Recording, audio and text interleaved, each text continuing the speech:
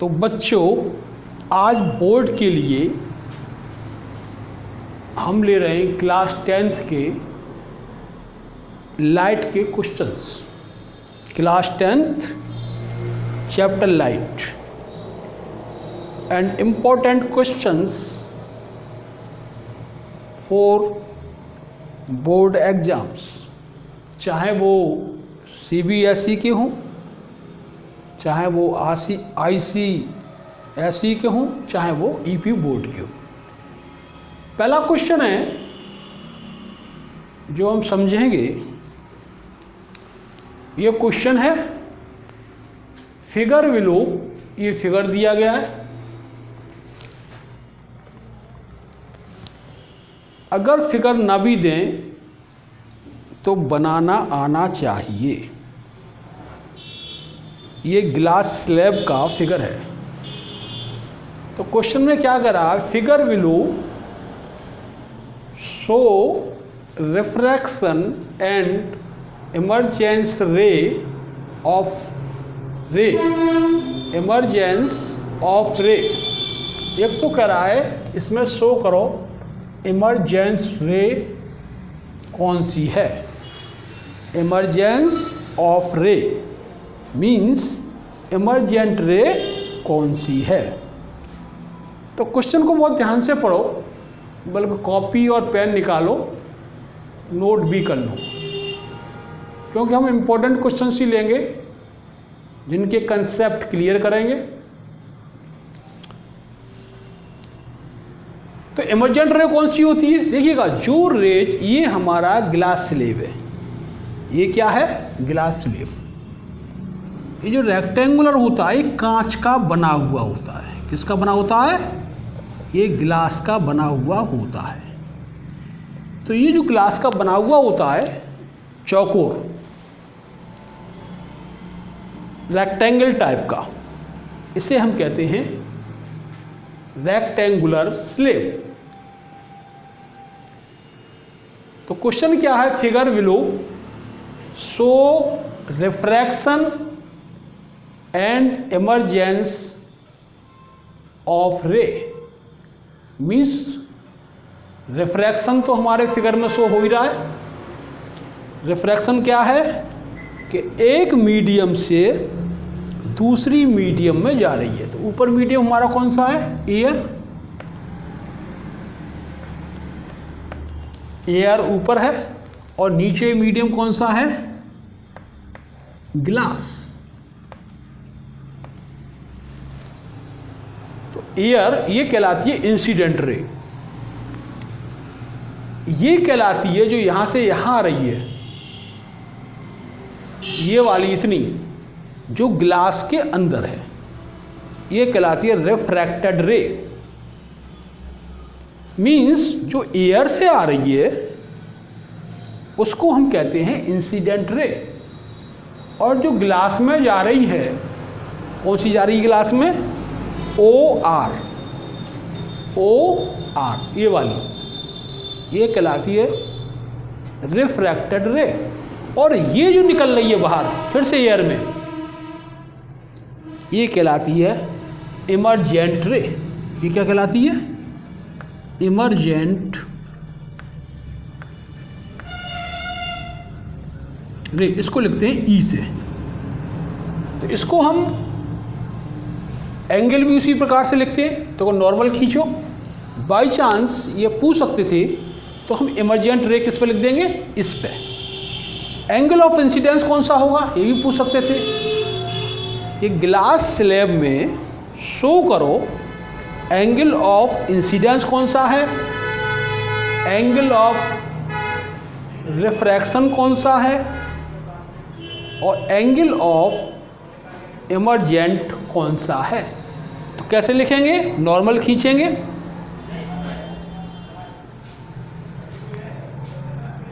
ये हमने नॉर्मल खींचा,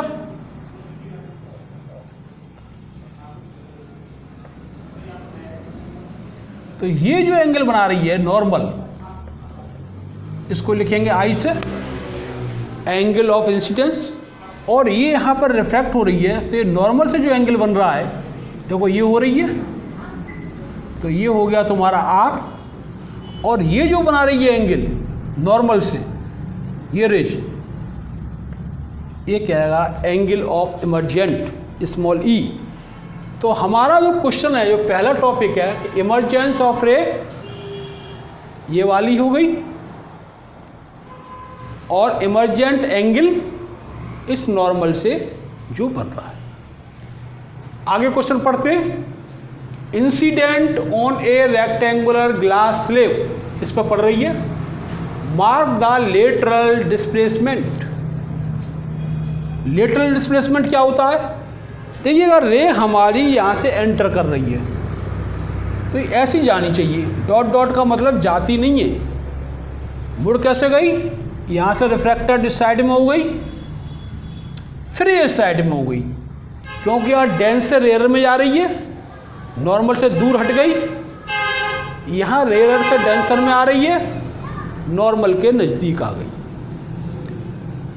तो जो लेटरल सरफेस होगा वो इसको ऐसे जाना चाहिए, तो ऐसे इंसिडेंट हो रही है तो ये पॉइंट, ये लाइन ले लो, और बाकी जो वास्तव में जा रही है वो ये जा रही है। इन दोनों के बीच की जो डिस्टेंस होगी यही कहलाएगी लेटरल डिस्प्लेसमेंट, जो हमने लिख दिया है। मतलब the distance between the original रे एंड, जो डॉटेड लाइन है वो क्या है? And the way of imaginary. तो कहने का मतलब ये है, एक क्वेश्चन में साफ साफ कह रहा है mark the lateral displacement. Second question बहुत इंपॉर्टेंट है और शायद वो तुम लोगों को आता भी नहीं होगा। डेट द सो इम्पॉर्टेंट, ये बोर्ड के क्वेश्चंस हैं, ये बोर्ड के क्वेश्चंस हैं, बहुत इंपॉर्टेंट है। Name two factors on which the lateral displace depends. क्या है क्वेश्चन? नेम टू फैक्टर्स, दो फैक्टर बताओ जिस पे लेटरल डिस्प्लेसमेंट डिपेंड करता है। ये जो लेटरल डिस्प्लेसमेंट है ये वाला, ये किस में ज़्यादा होगा और किस में कम होगा, दो फैक्टर बताने। तो देखिएगा बहुत इजी है। It depends first thickness of slab, किस पर डिपेंड करता है? थिकनेस। ये स्लैब जो हमारा रेक्टेंगुलर है, ये जितना मोटा होगा, जितना क्या होगा?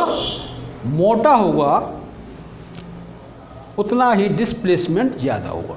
जो it depends, first two factors पूछा है, तो first it depends on the thickness of slab.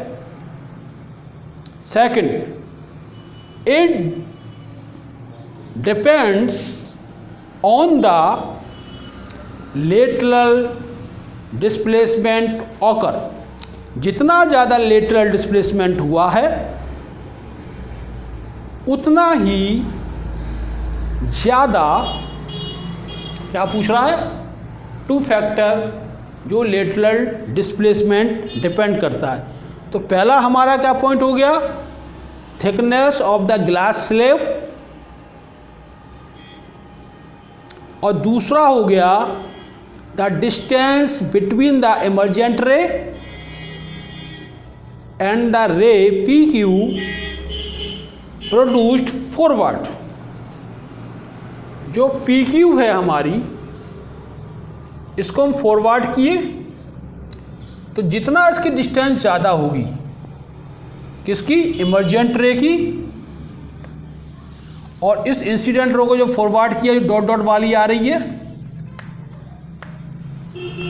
उतना ही लेटरल डिस्प्लेसमेंट ज़्यादा होगा। ये तो सिंपल है। तो इस प्रकार से दो फैक्टर हो गए। पहला thickness of the slab, thickness of the rectangular glass slab, and the distance between the emergent ray and the ray produced by incident रे।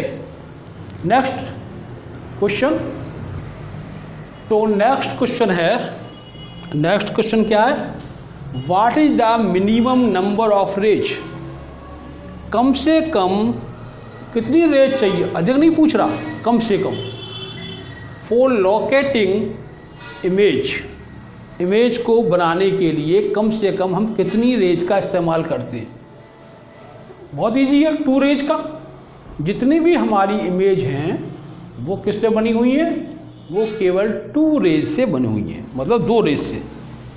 बनाने के लिए तो हम 3 रेज से बना सकते हैं, 4 से बना सकते हैं, लेकिन 2 रेज अनिवार्य है। क्या पूछा है, मिनिमम। तो इसका पहला आंसर हो गया 2 rays are essential for formation of image. हमें इमेज बनाने के लिए 2 रेज की आवश्यकता पड़ती है, मीन्स 2 रेज का होना अनिवार्य है। आगे क्या कह रहा है, draw a ray diagram to show the virtual image. किसके द्वारा virtual image, by a concave mirror. ये मोस्ट इंपॉर्टेंट है, मोस्टली एग्जाम में कॉनकेव मिरर से वर्चुअल इमेज ही पूछते हैं, और एक ही इसका फिगर है वर्चुअल इमेज का। जब ऑब्जेक्ट कहाँ रखा रहता है, ये तो लर्न कर लिया होगा, ऑब्जेक्ट पोल और फोकस के बीच में होता है। किसी भी कॉनकेव मिरर में पोल और फोकस के बीच में ऑब्जेक्ट अगर रखा हुआ है तो जो इमेज फॉर्म्ड होती है वो वर्चुअल इमेज होती है और मिरर के पीछे होती है। तो ये वाला बहुत इम्पोर्टेंट है। पहले कॉनकेव बनाते हैं, एक केव बना लेते हैं, केव गुफा साइड में रखते हैं, ये गुफा हो गई।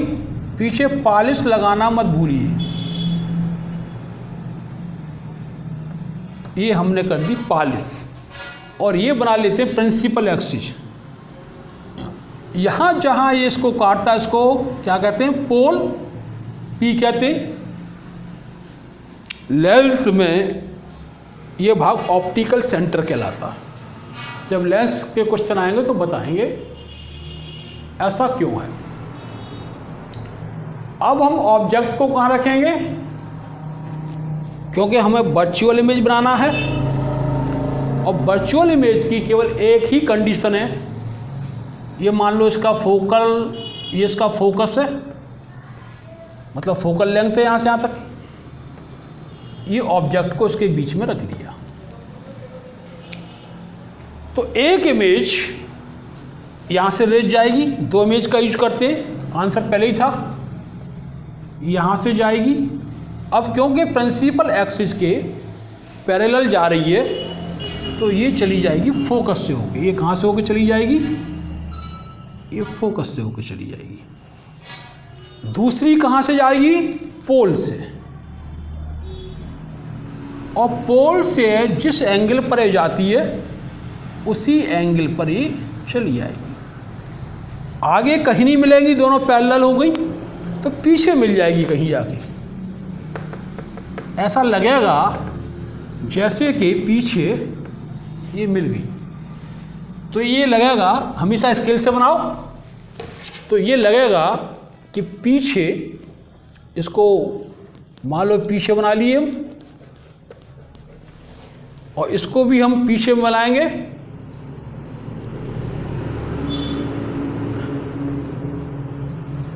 तो ये यहाँ पर मिल रही है। कहाँ पे मिल रही है, यहाँ पे। तो यहाँ पर ये हमारी बनेगी वर्चुअल इमेज। क्या बनेगी, वर्चुअल इमेज। और वर्चुअल को हमेशा डॉट डॉट डॉट के द्वारा ही शो कर। तो ये 6th फिगर है एनसीईआरटी का, जो बहुत इंपॉर्टेंट है। और इसको हमें बहुत अच्छी तरह से तैयार करना है। बस इसमें ध्यान ये रखना है कि जब वर्चुअल इमेज बनाते तो यहाँ से ये क्या है, ये हमारा कॉनकेव मिरर है, यहाँ से जाती है पैरेलल प्रिंसिपल एक्सिस है, तो ये फोकस से चली गई, देखो ये, और ये एरो लगाना मत भूलना। और जो फिर दूसरी कहाँ से जाती है, ये पोल से जाती है, ये इधर आ गई। इन दोनों को जब पीछे मिलाएंगे तो ये इस पॉइंट पे मिल रही है, और यही हमारी जो डॉट डॉट करके हमने बनाई है, तो यही हमारी है, क्या है, वर्चुअल इमेज। तो इस फिगर को बहुत अच्छी तरह से लर्न कर लो, ये बहुत इम्पोर्टेंट है। नेक्स्ट क्वेश्चन अब भी लेंगे। ये हमें 2 फिगर दिए हुए हैं और इन फिगर को कंप्लीट करना है। बहुत इजी फिगर है, कंप्लीट। एक ये फिगर दिया हुआ है, एक ये फिगर दिया हुआ है, 2 फिगर दिए हुए हैं। ये क्या है, प्रिंसिपल एक्सिस है, ये क्या है, प्रिंसिपल एक्सिस।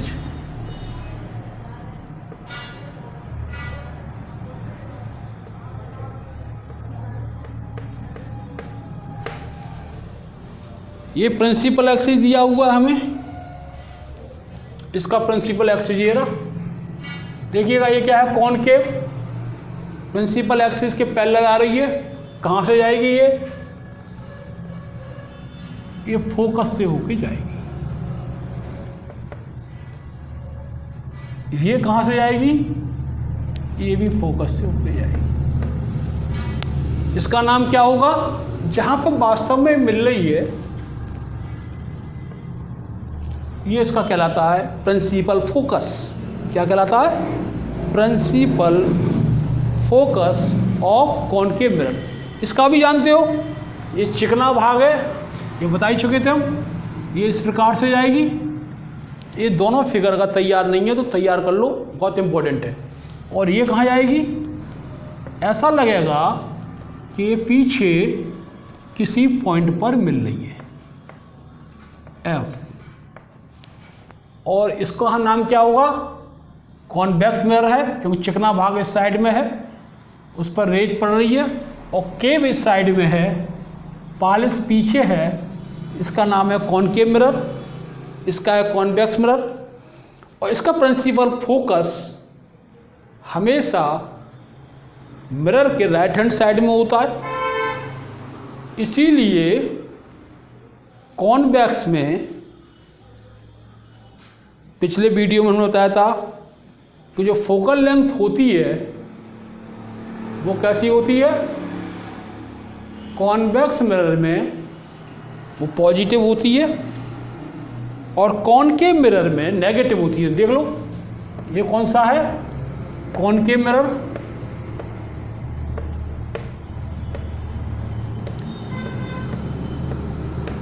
इधर की पॉजिटिवली जाती हैं, इधर तो मिल ही नहीं रही, यहाँ मिल रही है एफ पे, तो यहाँ पर क्या हो जाएगा, नेगेटिव। इस साइड में डिस्टेंस है, इस साइड में अगर डिस्टेंस होती प्लस, इसलिए कॉनकेव मिरर की जो फोकल लेंथ होती है वो प्लस होती है हमेशा। इसमें क्या देखो, इसमें यहाँ से देखें, कॉनकेव मिरर की जो फोकल लेंथ होती है, क्योंकि उल्टी साइड में देखी गई है, इधर नहीं, इधर प्लस होती है, इधर माइनस होती है, तो माइनस होती है। ये कौन सा है, कॉन्वेक्स। फोकल लेंथ देखो इसके इधर देखी जा रही है, तो जो तुम्हारा कॉन्वेक्स मिरर है,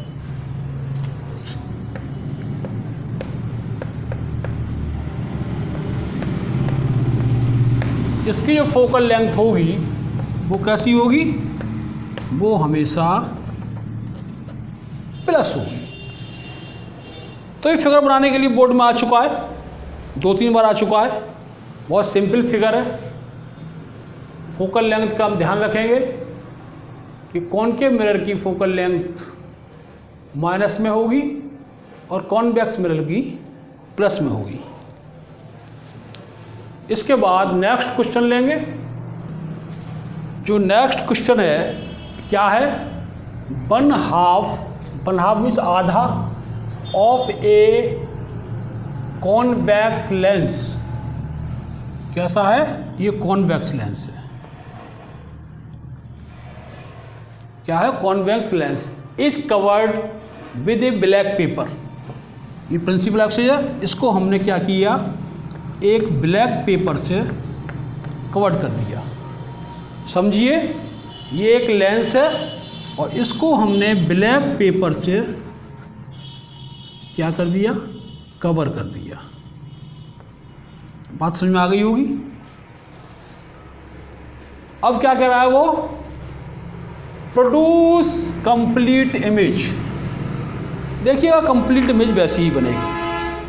अगर हमने आधा लेंस को ब्लैक पेपर से कवर कर दिया या ब्लैक कर दिया तो इमेज पे कोई डिफरेंस नहीं पड़ेगा। तो इमेज तो बनेगी, इमेज बनेगी। तो इमेज कैसे बनाएंगे? मान लो यहाँ रख देते हैं हम इमेज को, सिंपल फर्क बनाएगा इमेज का। तो यहाँ से रेज चलेगी, कहाँ से निकल जाएगी? ये पैरेलल है प्रिंसिपल एक्सिस के, ये फोकस से निकल जाएगी। और दूसरी हम कहाँ से रेज खींचते हैं? मान लो सेंटर ऑफ कर्वेचर कहते हैं उसे, तो यहाँ से गई, सेंटर ऑफ कर्वेचर से सीधी निकलती है, तो इमेज यहाँ पे बनी। कैसी इमेज बनती है? इन्वर्टेड बनती है। लेंस में, कॉन्वेक्स लेंस में जो इमेज बनी वो इन्वर्टेड बनी। तो ये फिगर तो हो गया, ये सबसे सिंपल फिगर है। कोई भी फिगर जो दिए हुए हैं कोई भी बना दो, कोई दिक्कत नहीं है। लेकिन नेक्स्ट क्वेश्चन बहुत इंपॉर्टेंट है, what is effect on image. ये जो इमेज बन रही है इस पर क्या इफेक्ट पड़ेगा? किसका इफेक्ट? ये हमने आधा लेंस काला कर दिया, आधा लेंस क्या कर दिया? काला। तो क्या इमेज पर कोई असर पड़ेगा? बिल्कुल पड़ेगा। इमेज की जो इंटेंसिटी है, चमक है, वो कम हो जाएगी। फिगर इस पे, इमेज के साइज पे, शेप पर कोई अंतर नहीं पड़ेगा। पर क्या आंसर पड़ेगा? सेकंड का आंसर क्या होगा? सेकंड का बी का आंसर होगा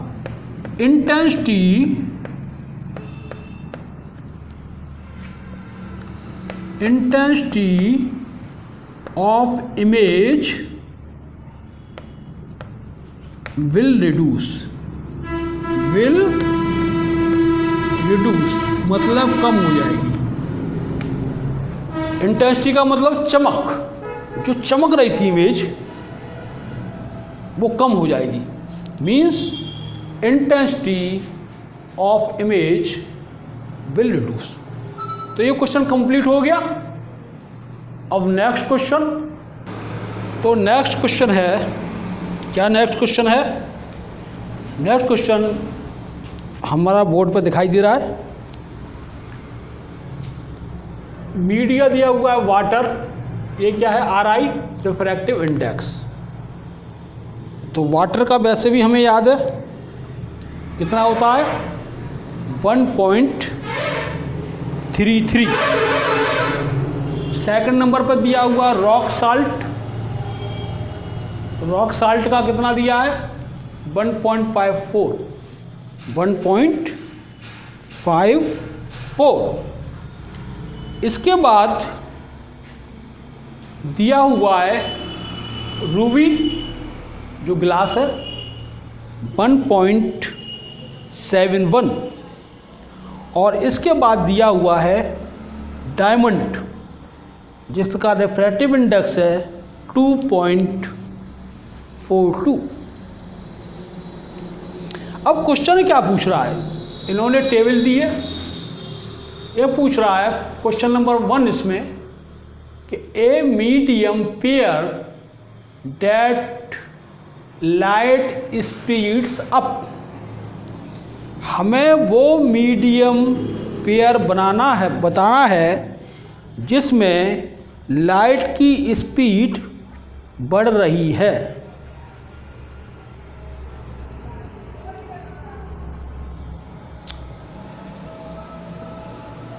तो बताइए भाई, हमें क्या बताना है जिसमें लाइट की स्पीड बढ़ रही है। देखिएगा, हम बहुत अच्छी तरह समझाए थे जब रिफ्रैक्टिव इंडेक्स पढ़ाए थे कि रिफ्रैक्टिव इंडेक्स का मतलब है डेंसिटी। तो जिसका रिफ्रैक्टिव इंडेक्स ज़्यादा होगा उसमें वेलोसिटी ऑफ लाइट कम होगी।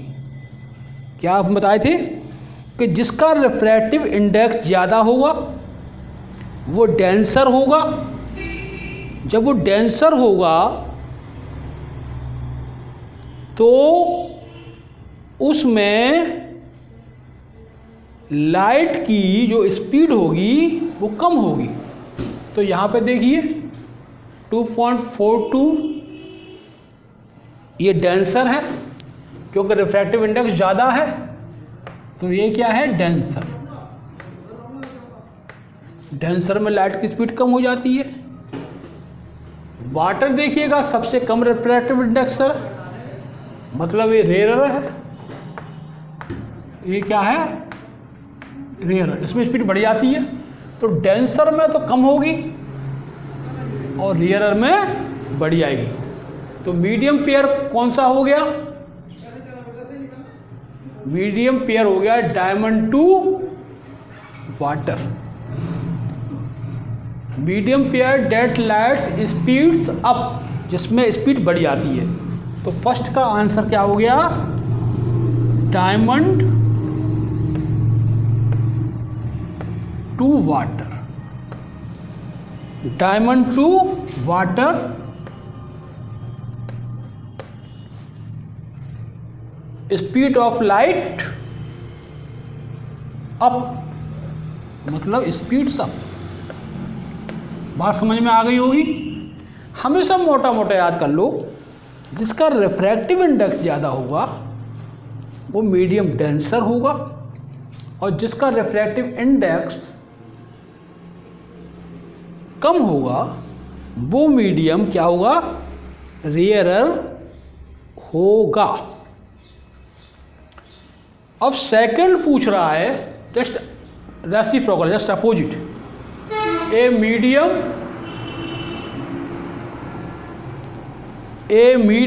पेयर, ए मीडियम पेयर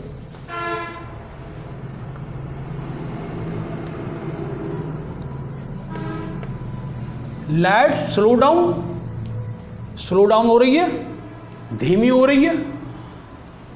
तो ज़्यादा किस में होगी, ज़्यादा वाटर में होगी, क्योंकि रिफ्रैक्टिव इंडेक्स कम है, ये रेयर है, और डेंसर में क्या हो जाएगी, कम हो जाएगी। तो ये बन जाएगा पेयर।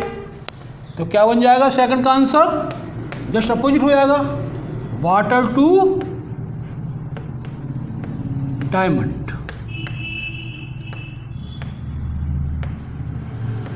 वाटर टू डायमंड, इसका मतलब है कि जब हमारी रे वाटर से डायमंड की ओर जाएगी तो उसकी स्पीड क्या हो जाएगी, उसकी स्पीड स्लो डाउन हो जाएगी।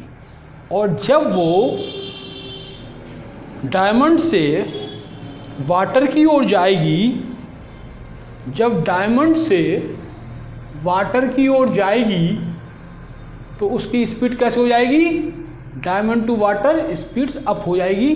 और वाटर टू डायमंड, इसमें स्पीड कैसे हो जाएगी, इसमें स्पीड्स डाउन हो जाएगी।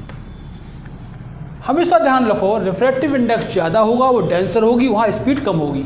डायमंड का रिफ्रैक्टिव इंडेक्स 2.42 है तो यहाँ स्पीड कम होगी।